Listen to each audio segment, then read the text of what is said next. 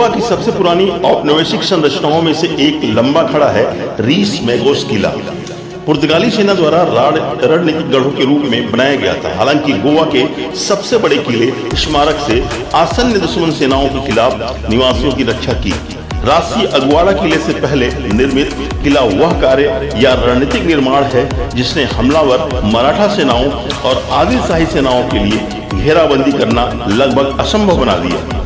पिछली शताब्दी में किले को छोड़ दिया गया था और उपेक्षा में छोड़ दिया गया था। हालांकि हाल के दिनों में सैन्यगढ़ को कुशलता से मरम्मत और बहाल किया गया है। अधिकांश पर्यटक अगवाड़ा घूमने के लिए गोवा जाते हैं, लेकिन क्षेत्र में दुर्लभ रीस मैगोस का दौरा शायद ही कभी किसी ने किया जाता है। रीस मैगोस कलंगुट से पणजी तक सड़क पर एक खूबसूरत पहाड़ी किला है। किला कैसे रखा जाए या किले को कैसे संरक्षित किया जाए, इसका सबसे अच्छा उदाहरण गोवा से रीस मैगोस किला है। गोवा सरकार ने इसे फिर से बनवाया है और इतिहास के फटे हुए सुनहरे पत्तों को किताब में फिर से चिपका दिया है। मांडवी नदी के किनारे बसे इस किले को देखने के लिए आधा घंटा काफी है। रीस मैगोस और गैप्सन डायस के किले आदिल शाही शासन के अधीन थे। पुर्तगाली ने उस पर कब्जा कर लिया और उस पर अपनी छाप छोड़ी। अंग्रेजी अक्षर वी की तरह निर्मित स्क्वायर टावर पुर्तगाली किलेबंदी की एक विशेषता है और किलेबंदी की वर्गाकार पुर्तगाली किले की वास्तुकला के और भी उदाहरण है।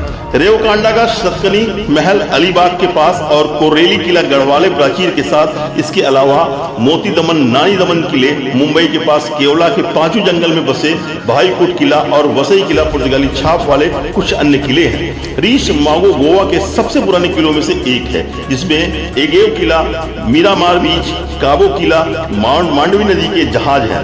किले के इतिहास पर नजर डालें तो रीस मैगोस पुर्तगालियों द्वारा किले को दिया गया नाम है, लेकिन गोवा में पुर्तगालियों के आने से पहले मांडवी नदी के किनारे एक किला था। पुर्तगाली से भी पहले इस 1472 में बहमनी साम्राज्य के प्रमुख महमूद गवान ने गोवा पर आक्रमण किया और विजय प्राप्त की। यूसुफ आदिल शाह उस समय इसके साथ थे, लेकिन उस समय वे एक साधारण मुखिया थे। 1800 में बहमनी सुल्तान मोहम्मद शाह की मृत्यु के बाद बहमनी साम्राज्य का विघटन शुरू हो गया। इसके अलावा यूसुफ आदिल शाह ने बीजापुर में स्वतंत्रता की घोषणा की। 1489 में उन्होंने गोमतक तक विजय प्राप्त कर दी और पुराने गोवा से इसे अपनी राजधानी बनाने की दिशा में कदम उठाया। उन्होंने यहाँ गोवा में कई महलों, मस्जिदों और इमारतों का निर्माण किया। इस अवधि के दौरान उसने राजधानी की रक्षा के लिए मांडवी नदी के उत्तरी तट पर पहाड़ी पर एक छोटा सा वॉच टावर बनाया और मांडवी नदी को पूरे वर्देश में अपने शासन में लाया। 16वीं शताब्दी की शुरुआत में 1510 में अल्फोंस डी अल्बर्ट मांडवी नदी के रास्ते गोवा पहुंचे।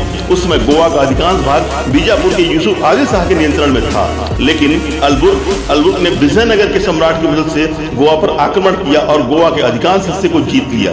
किले का निर्माण 1551 में पुर्तगाली गवर्नर डाल अल्फोंस डी लोरोहाना ने 1551 में गोवा की तात्कालिक राजधानी की रक्षा के लिए मांडवी क्रीक के मुहाने पर एक सकरी सड़क को रोकने के लिए किया गया था। बाद में डॉन फ्रांसिस्को द गामा ने लगभग अलग अलग समय में इस किले के निर्माण में कई बदलाव और विस्तार किए। किले में कुल 7 तहखाने हैं जो किले की प्राचीर से एक दूसरे से जुड़े हुए हैं। आदि वेस्ट एंड में विशेष रूप से गवर्नर जनरल मेलो डिसिका कंटेंट ने 1588 से 89 में बनाया था।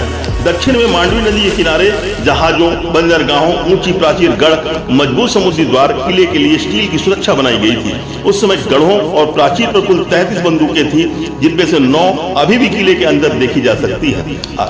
1704 में